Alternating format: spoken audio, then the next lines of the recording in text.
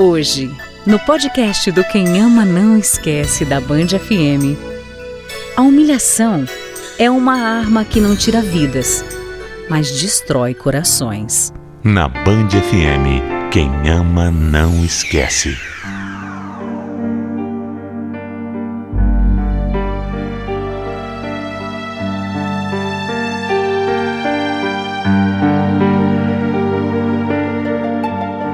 Infelizmente, é com os tropeços da vida que a gente vai aprendendo a sair do chão. Mas confie em Deus, confie nele, porque a gente sempre consegue vencer. Ele nos dá essa oportunidade sempre. Todo mundo passa por dificuldade, mas você deve criar coragem para ir adiante, porque se a gente se acovardar, aí é que a gente não vence. Desde que eu me entendo por gente, eu passo por dificuldades na vida. A minha infância não foi nada fácil. E parecia que todo mundo ao meu redor tinha algum problema comigo. Meu pai nunca foi presente na nossa vida e a minha mãe declaradamente não gostava de mim. Ela dizia, inclusive, que eu tinha estragado a vida dela, já que ela foi mãe solteira, e que, por minha causa, ela perdeu a oportunidade de encontrar um outro marido. Juro. Uma mãe dizendo isso para a filha não é legal. E isso acontecia a todo momento. Sempre que ela podia, ela jogava isso na minha cara. Fora isso, ela me tratava que nem um lixo. Eram muitos palavrões, xingamentos. Quando eu era mais nova, eu não entendia bem. Mas com o tempo eu fui entendendo o que era aquele monte de coisa que ela me falava. Eu nunca soube o que era realmente um amor de mãe. Eu me sentia, na verdade, como uma pedra no sapato dela, um problema, um encosto. Então, desde cedo eu percebi que era só eu por mim mesma.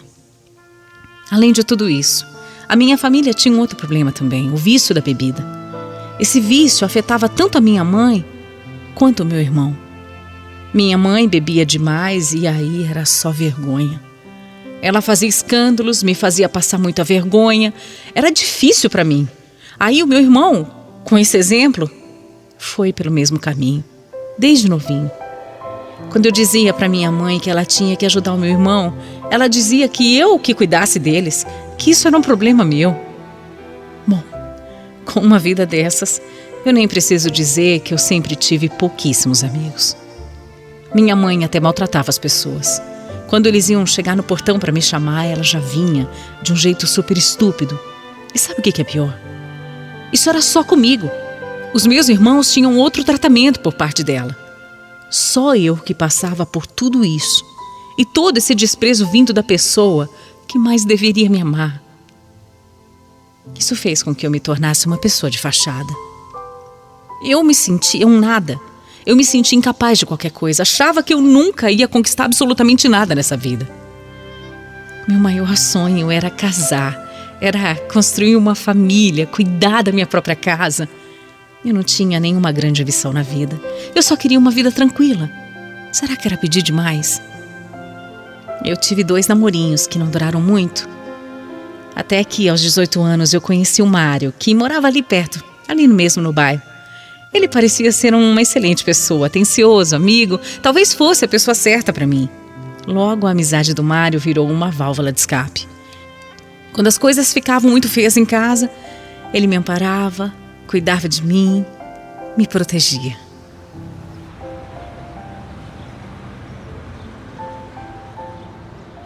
Olha, Claudinei, eu não aguento mais. Eu preciso te falar uma coisa e faz tempo que eu quero te dizer, mas eu não sei como. Vai, desembucha logo, vai. Você pode falar qualquer coisa pra mim. É que eu não consigo mais ser só seu amigo. Eu quero você. Lembra daquele sonho que você me falou, de formar uma família e tudo mais? Então, a gente pode realizar esse sonho. A gente pode fazer isso junto. É só você dizer pra mim que sim. Você quer namorar comigo? Fala que sim, vai.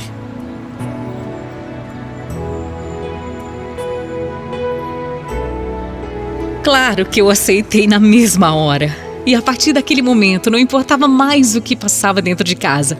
Agora eu tinha o Mário comigo.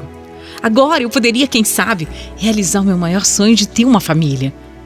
Eu nem acreditava que alguém realmente gostasse de mim.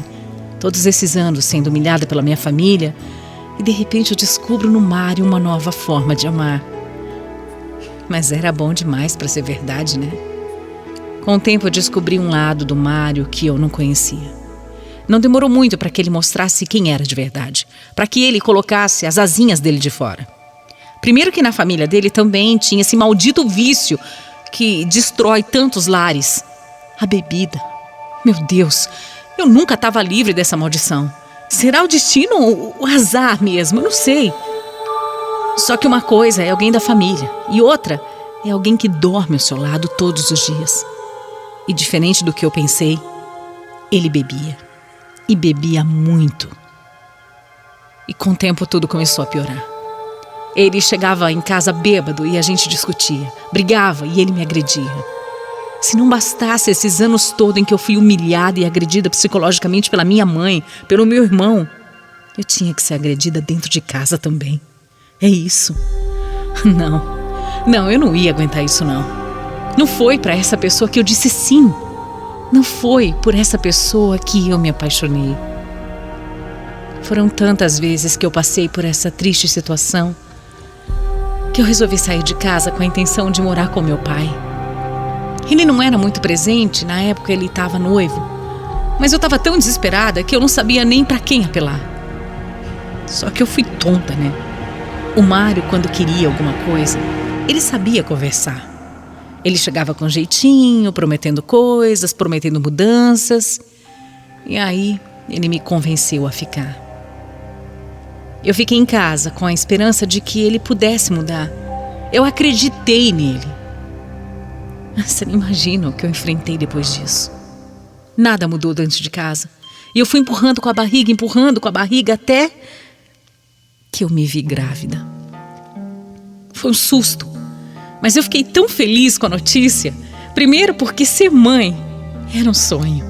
Segundo porque eu achava que com isso o Mário ia mudar. A chegada de um filho é sempre tempo de mudança, né? Não, eu fui ingênua. Claro que nada mudou. Ele continuou com as agressões. Meu marido chegava bêbado e me batia. Simples assim, me batia. Como eu disse, a minha vida nunca foi fácil. E eu ainda teria mais coisas para enfrentar. A minha filha nasceu.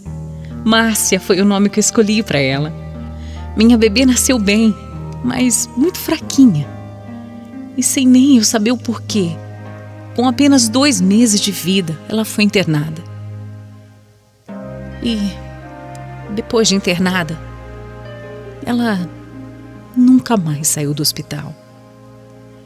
Eu perdi a minha filhinha com 2 meses de vida. Parece que nem para ser mãe eu servia. Foi um baque tão grande para mim. E eu acho que eu só fui recuperar mesmo, sabe? 2 anos depois, quando eu engravidei de novo. O meu coração se encheu de esperança e dessa vez ia nascer a Ângela. Só que ela nasceu com as veias do coraçãozinho entupidas. Ela tinha crises, falta de ar. Era uma tortura aquilo. Eu ficava despedaçada. E aí, aos 7 meses, ela também não aguentou. A minha segunda filha também faleceu. Eu só queria morrer junto. Porque eu não aguentava mais tanto sofrimento na minha vida. Por que tudo na minha vida tinha que ser assim, tão difícil? Por que Deus quis levar as minhas 2 menininhas tão cedo? Eu sofri tanto, tanto. Nem nessa fase as humilhações do Mário pararam e eu, confusa, ficava terminando e voltando com ele o tempo todo. Ele me maltratava e eu me separava. Aí ele vinha com aquela conversinha e eu voltava de novo. Nessas idas e vindas eu tive 3 filhos com o Mário. Eles eram a minha alegria e motivação para viver. Mas as brigas e agressões do meu marido continuavam, do mesmo jeito. Por que eu ficava com esse homem? Eu não sei dizer. Então eu me separei e prometi para mim mesma que daquela vez não teria volta. Eu jurei que nunca mais eu ia voltar para ele. O Mário ficava me botando terror. Dizia que eu ia ter que vender meu corpo para me sustentar. Mas eu ia mostrar para ele que não. Eu ia mostrar que eu poderia sustentar a mim e aos meus filhos. Eu ia cuidar dos 3. Eu ia mesmo.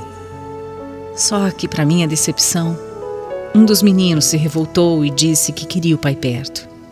Disse que eu estava destruindo a nossa família. Aquilo me tocou demais. E aí eu fiz a mesma besteira de sempre. Eu voltei pro Mário pelos meus filhos. Sabe, o meu marido não é assim uma pessoa ruim. É a bebida que estragava ele. Toda vez que ele bebia, ele se transformava. Sóbrio não. Sóbrio, ele era um homem bom.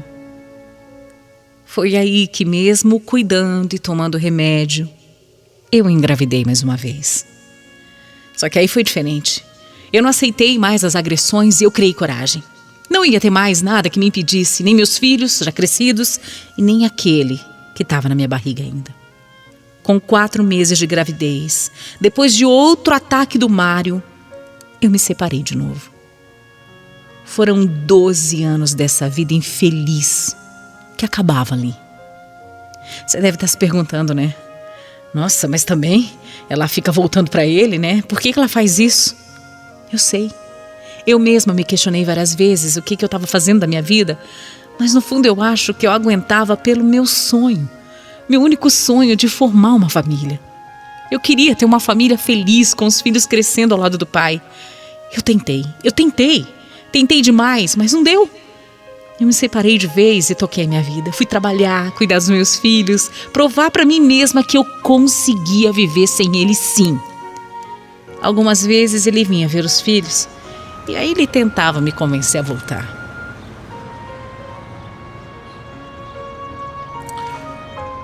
Claudinha, sempre que eu olho pra você, eu lembro da gente. Eu lembro de como a gente era feliz. Feliz? Só se você era feliz, porque eu não era feliz, não. Ah, não fala assim, vai. A gente teve até alguns momentos ruins, mas nós fomos felizes. A gente teve nossos filhos e eles estão crescendo longe do pai, Claudineia. Você tem que voltar pra mim, eu tô implorando pra você. Vai ser o melhor pra nós, pros nossos filhos.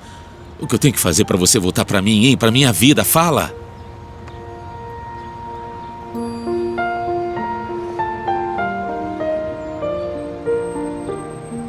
Só que eu tava finalmente vacinada, né?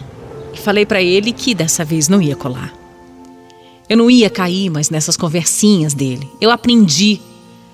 Sabe, eu me machuquei tanto, mas eu finalmente aprendi. Aprendi a dizer não. Eu aprendi a não sofrer mais. Aprendi a confiar em mim. Em dar mais atenção pra mim mesma. Eu fiz tanto por eles esses anos que eu tinha esquecido da pessoa que aguentou tudo isso. Eu. Estar trabalhando me fez ver que eu era capaz de enfrentar todos os obstáculos da vida. Eu cresci, eu evoluí mentalmente, profissionalmente. E isso serviu para me mostrar que eu tenho sido, sabe, capaz de dar conta de tudo. E não ter que ficar aí sofrendo, dependendo de ninguém.